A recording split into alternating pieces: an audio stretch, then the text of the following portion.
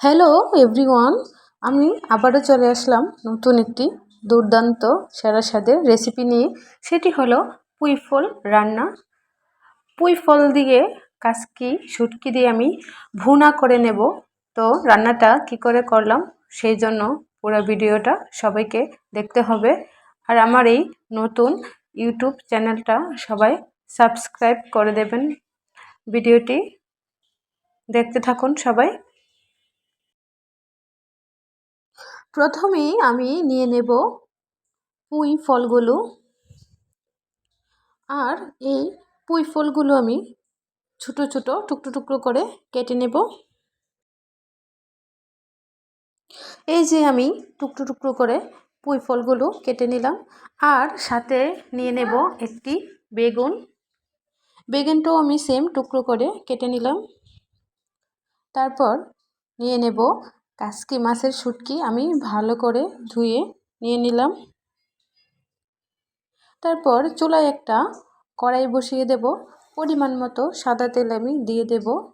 পেঁয়াজ রসুন বাটা হাফ কাপের মতো, ছোটো কাপের। পেঁয়াজ রসুনটা ভালো করে কষিয়ে নিয়ে দিয়ে দেব 4টা কাঁচামরিচ ও ধুয়ে রাখা কাসকি মাছের শুটকিগুলো।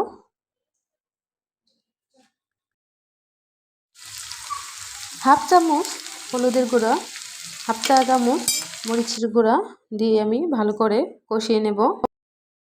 শুটকিগুলো ভালো করে কষিয়ে নিয়ে দিয়ে দেব টুকরো করে রাখা পুঁই ফলগুলো। নেড়ে চেড়ে আমি একটু ঢাকনা দিয়ে রেখে দেব। ঢাকনা খুলে দিয়ে দেব স্বাদ মতো লবণ দিয়ে আমি সামান্য পরিমাণ পানি দিয়ে আবারও ঢাকনা দিয়ে রেখে দেব।